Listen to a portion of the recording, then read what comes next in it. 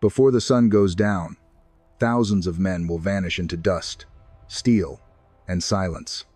By nightfall, one empire will still be standing in name but never again in strength. And the men history expected to be erased, they are about to carve their names into the memory of the earth. Stay with this story, because what happened at Yarmouk was not just a battle. It was the moment the map of the world began to breathe in a new language. Look at the ground carefully. Dry wind, open plain, a horizon that feels too wide for mercy. Beneath that sky, in August of 636, near the Yarmouk River on the edge of what is now southern Syria and northern Jordan, two worlds faced each other. One was ancient, jeweled, disciplined, imperial. The other was younger, leaner, forged in hardship, and driven by belief with a force no treasury could mint. For 6 days, they collided, and when those 6 days were over, the Eastern Roman world would never truly recover the lands it lost there. To understand why Yarmouk matters, you have to feel the age of the thing it broke. The Byzantine Empire was not some fragile kingdom clinging to survival. It was Rome continued in the East, heir to law, bureaucracy, armies, roads, and memory. Constantinople stood like a crown at the meeting point of continents. Its churches glittered. Its court radiated authority. Its emperor, Heraclius, was a man the world had every reason to fear and admire. Only a few years earlier, he had led one of the most dramatic reversals in imperial history, pushing back the Sasanian Persians after a long and brutal war, and restoring Byzantine prestige in a way that seemed almost miraculous. To many, he looked like a ruler carried by providence itself. But victory can hide rot the way silk hides a wound. The wars with Persia had drained Byzantium deeply. Armies had marched too long. Provinces had been taxed too heavily. The empire had survived, yes, but survival is expensive, and exhausted empires often look strongest right before they begin to crack. Syria and Palestine were not simply obedient frontiers waiting to be defended. They were regions tired of imperial pressure, burdened by taxation, and unsettled by religious divisions the state had failed to heal. Beneath the polished surface of Roman continuity, strain was everywhere. And then, from the south, came a force many in Byzantium had not yet truly learned how to measure. From Arabia emerged armies unlike the ones empire was used to classifying. They did not come draped in the habits of old dynasties. They were not built first on inherited structures of imperial prestige. They came with Islam, with discipline, with cohesion, and with a kind of moral certainty that repeatedly made larger enemies misread them. Under Abu Bakr and then Umar ibn al-Khattab, Muslim armies moved north with startling speed. Some cities resisted, some negotiated, some opened more from fatigue than from force. But the pattern was undeniable. Byzantine control in the Levant was being pushed back by a rising power that did not behave like a passing raid. This was not a desert disturbance. This was a civilizational shift in motion. By 636, Heraclius understood the danger. He gathered a massive force to halt the Muslim advance and recover the initiative. The exact numbers remain debated by historians today. Early sources often give very large Byzantine totals, sometimes well over 100,000, while modern estimates are generally lower and more cautious. But the essential point remains intact. The Byzantine army appears to have enjoyed clear numerical superiority, and the Muslim army was the smaller force on the field. The battle itself lasted 6 days in August 636 and ended in a decisive Rashidun victory that broke Byzantine control over Syria and opened the way toward Palestine and beyond. Site turn 431338 search 0. Turn 431338 search. 1 turn 431338 search. 431338 search. 5 turn 431338 search. 6-1. Now imagine the scene. On one side, imperial troops, allied contingents, heavy tradition, military reputation, and the psychological weight of Rome. On the other, a battle-tested but smaller army under the broader leadership of Abu Ubaidah ibn al-Jarrah, with Khalid ibn al-Walid serving as the decisive field commander, the man whose instinct for terrain, timing, and momentum had already become legendary. History remembers some commanders because they won. It remembers others because they seemed to understand war in motion, to sense when an army was one push away from panic or one heartbeat away from immortality. Khalid belonged to the second kind. You cannot talk about Yarmouk without talking about him. Say his name and entire campaigns come with it. A man who had fought in Arabia, in Iraq, in Syria. A man whose cavalry work still draws the attention of military historians. A man remembered with the title Sayf Allah, the Sword of God. That title was not born from ornament. It came from accumulation, decision after decision, battle after battle, until the pattern was impossible to ignore. Khalid did not merely react to battle. He shaped the emotional weather of it, and Yarmouk demanded exactly that kind of mind. The battlefield mattered. It always does, but at Yarmouk it mattered with a cruel intimacy. The engagement took place in a region of plains cut by ravines and steep approaches near the Yarmouk and Wadi al-Rakad. Modern descriptions emphasize the harsh terrain and the dangerous drop-offs that limited retreat once an army began to break. This was not a place where disorder stayed small.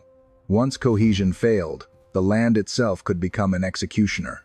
Site turn 4, 3-1, 338 search. 1 turn 4, 3-1, 338 search. 2 turn 4, 3-1, 338 search. 4-1. Khalid understood that.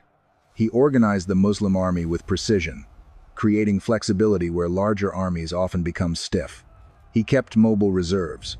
He moved cavalry in ways that allowed threatened sectors to be reinforced quickly and opportunities to be exploited with violence before the enemy fully understood what had changed. This mattered because the Byzantines did what powerful armies do. They tried to use scale to crush the smaller force.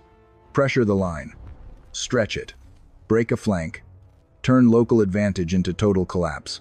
Day 1 opened with that sense of scale.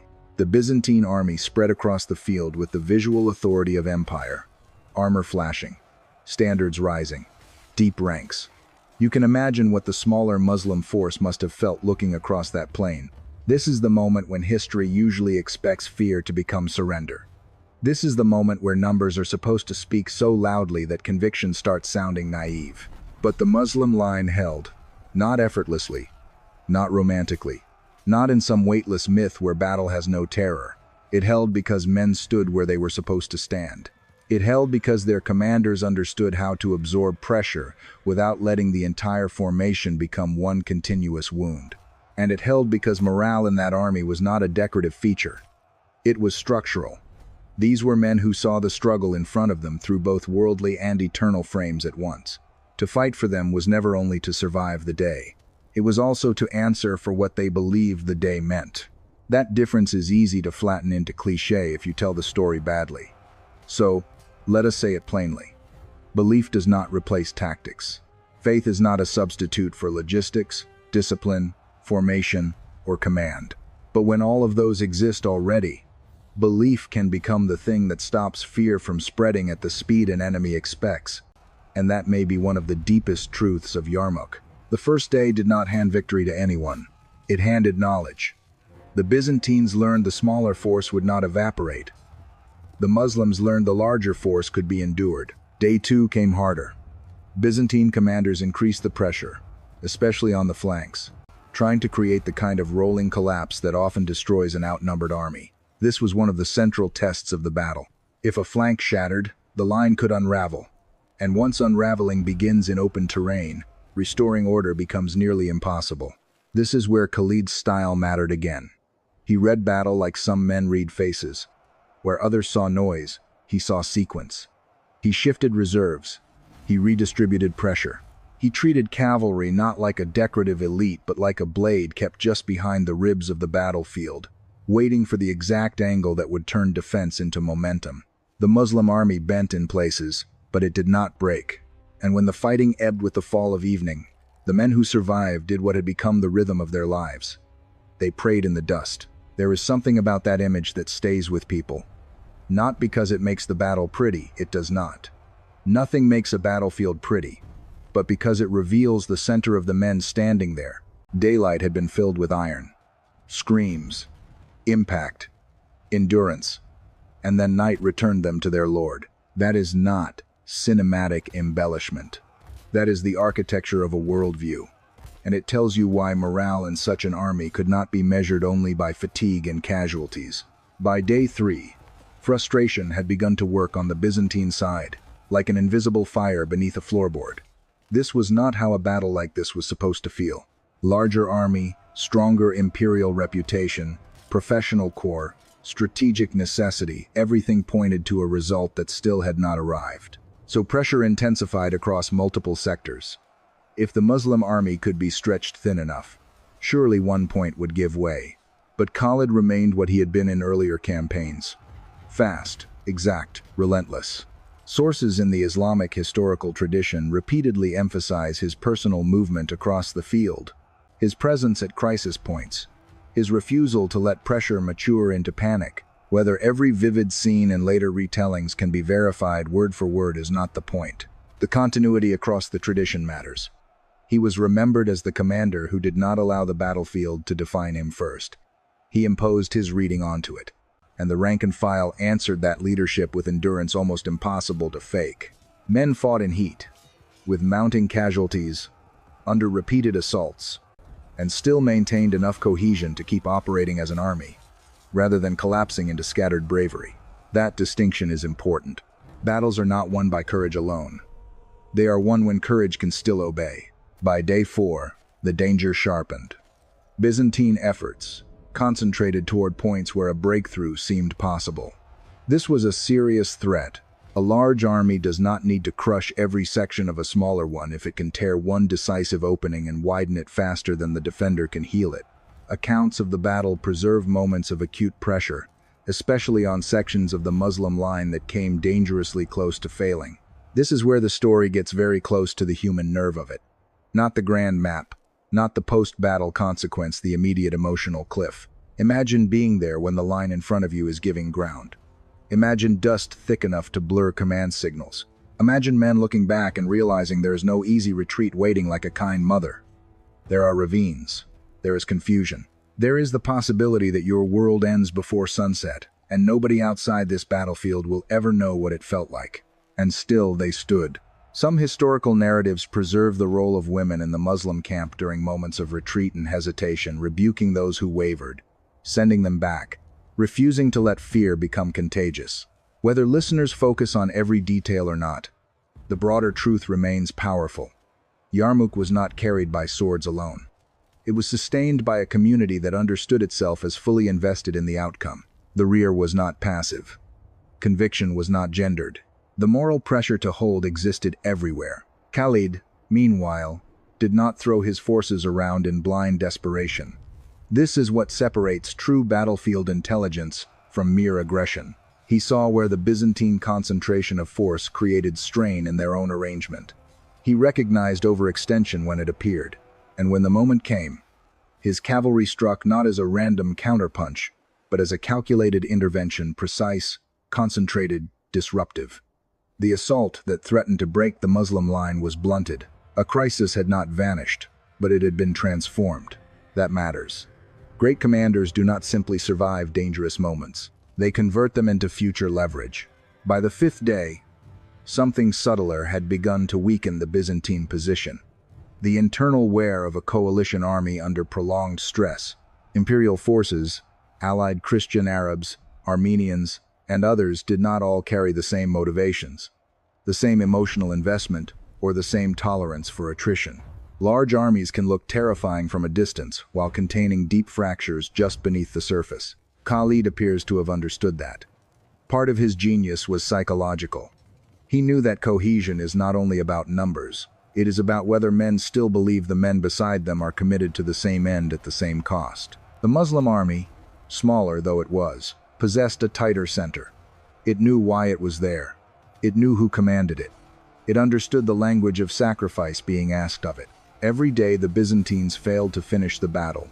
That contrast grew sharper. Survival itself became pressure. The mere fact that the Muslim line still existed after day of assault became a message. We are still here. We have not given you what you came to take. And that kind of message can exhaust an enemy more deeply than casualties alone. There is another dimension here that social media snippets often touch only briefly, but audiences feel instinctively. Memory. Some of the men at Yarmouk had lived in the orbit of the Prophet Muhammad, peace and blessings be upon him. They had heard him, prayed behind him, watched revelation transform society in real time. They were now standing far from Medina, on a Syrian battlefield, carrying something they believed had passed into their hands as trust. Whether you approach that historically, spiritually, or emotionally, its power is undeniable. These were not soldiers who imagined themselves random pieces in somebody else's imperial game. They understood themselves as answerable custodians of a message. That changes how men endure. Then came day 6. This is the part of the story that moves like a door swinging off its hinges. For days, the battle had been shaping itself toward an answer. Lines tested, morale measured, patterns exposed. Byzantine confidence eroded, Muslim resilience hardened. Khalid had spent those days not merely surviving but preparing the field for a final transformation. When the decisive moment arrived, he coordinated pressure across multiple sectors and unleashed cavalry in the sweeping, concentrated way that would become the signature memory of his command at Yarmouk. The aim was no longer simply to hold or even just to repel. It was to break the enemy's ability to remain an army. And once that began, the terrain completed what tactics had started. As Byzantine cohesion faltered, retreat routes became death traps. Ravines and steep descents turned disorder into disaster. Units that might have withdrawn in some semblance of structure instead collided with panic, confusion, and the terrible geometry of the land. Men fled into bottlenecks, toward edges, into chaos. The collapse was catastrophic, whatever the exact casualty figures, which remain debated in the sources. The strategic result is clear beyond dispute. The Byzantine army at Yarmouk ceased to function as the instrument Heraclius had assembled to restore imperial control in Syria. Site, turn 4, 3-1, 3-3, 8 search, 0. Turn 4, 3-1, 3-3, 8 search, 1. Turn 4, 3-1, 3-3, 8 search, 2. And with that, more than a battle was lost. A civilizational threshold was crossed. Later tradition remembers Heraclius responding to the loss of Syria with grief and finality. The exact wording attributed to him varies across sources and should be treated with caution, but the emotional truth behind the memory is revealing. Yarmouk was recognized very quickly for what it was. Not a temporary battlefield setback, but a turning point after which Byzantine authority in the Levant could not simply be rewound into place. Syria was effectively gone. Palestine would follow. Egypt, too, would soon slip from imperial hands. One defeat had opened an era. Site turn 4-3-1, 3-3-8 search 0. Turn 4-3-1, 3-3-8 search 4-3-1, 3-3-8 search 5-1. This is why Yarmouk still echoes. Because battles like this do not stay inside military history. They move outward into language, worship, law, architecture, memory, and identity. After Yarmouk, the region was not simply governed differently. Over generations, its cultural and religious life changed on a scale so deep that we still live with the consequences of it today. Cities once tied securely to Byzantine structures entered the orbit of Islamic civilization. Arabic spread. New institutions formed. New relationships between ruler and ruled emerged. None of that happened in a single afternoon, and no serious telling should pretend history turns like a switch. But Yarmouk was one of those rare moments where the direction of the switch became unmistakable. And here is the part that keeps drawing people back to this battle, even now, 1,400 years later. Materially, the smaller army should have been easier to erase. Not impossible to defeat. History is more complicated than that, but easier to erase. Yet it was the empire that carried hidden exhaustion, hidden division, hidden overconfidence. It was the smaller force that carried clarity, discipline, and a commander who knew exactly how to make time work in his favor. That combination is devastating, because once the first blow fails, and the second, and the third, the giant begins to understand that he is not terrifying enough to end the story quickly. And from that moment on, fear changes sides. That is one reason social audiences keep returning to Yarmouk. Not only because it is dramatic, though it is. Not only because it features a legendary commander, though it does. Not only because the underdog won, though that always travels. It survives because it speaks to something people still ache to believe. That conviction, when joined to discipline and intelligent leadership, can alter outcomes that look impossible from the outside.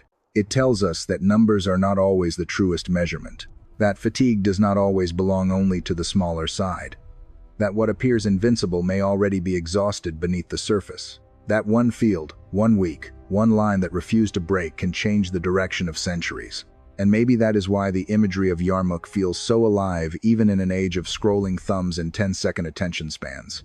The ingredients are timeless. An empire at full visual power but inwardly frayed. A smaller force with everything to lose and something eternal to prove. A commander who sees the battlefield as if time itself is giving him hints. Men who pray between assaults. A final collapse so complete the land seems to swallow the defeated. It has scale. It has soul. It has consequence. It has that rare quality all unforgettable stories share. When it ends, the world on the other side is no longer the same world that existed when it began. So what do we actually take from Yarmouk, beyond admiration? We take the lesson that history is not moved only by wealth and steel. Those matter. They matter immensely. But they are never the whole account. Human beings fight from inside stories they believe about themselves, about God, about duty, about what loss means, about what death means, about what must never be surrendered even when surrender seems rational. The army at Yarmouk did not win because faith magically removed danger. It won because faith helped create a kind of moral steadiness that tactics could build upon. Leadership gave form to courage. Discipline gave durability to belief. And when the decisive hour came, that combination proved stronger than imperial mass. We also take a warning. Great powers often misjudge emerging forces because they mistake unfamiliarity for weakness. Byzantium saw the Muslim advance, but it had not yet fully understood the civilizational energy behind it. It tried to answer a transformation as though it were suppressing an incursion. Empires make that mistake again and again across history.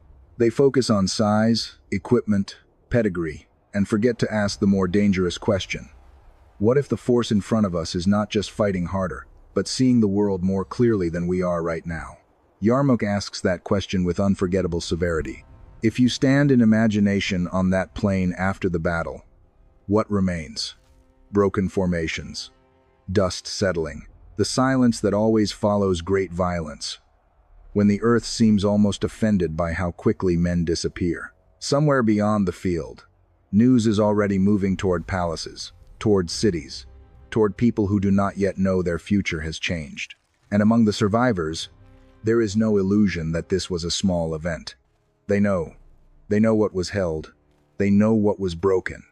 They know that God allowed them to witness one of those rare moments when history opens and then closes behind you. The wind still moves over that landscape now. The ravines are still there. The river still runs. Time has buried the footprints, the banners, the cries, the precise places where men stood and fell.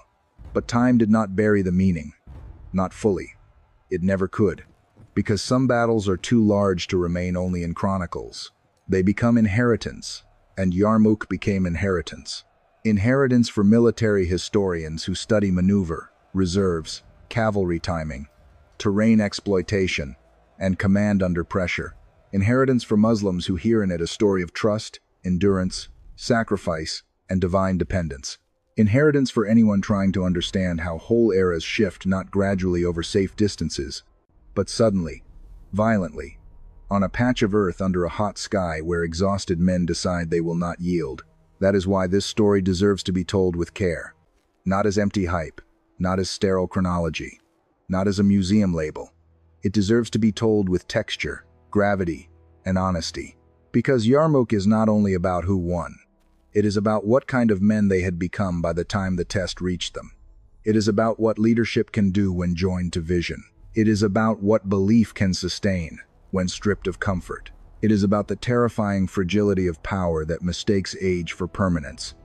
And it is about the way 6 days can outlive 6 centuries. So the next time someone says history changed slowly, remember Yarmouk. Remember that sometimes the world waits for years, even decades, while pressure gathers invisibly beneath the surface. Then, in less than a week, everything moves. Borders, languages, allegiances, futures. The old order does not always collapse because it lacked splendor. Sometimes it collapses because splendor cannot carry exhaustion forever. And remember those men on the plain outnumbered, far from home, staring across at a force that should have crushed them. Remember that they held. Remember that by sunset, the empire still had a name. But the field belonged to those who had come with less gold, less comfort, less security, and more certainty. Remember that the earth kept the memory, even when men argued over numbers and details.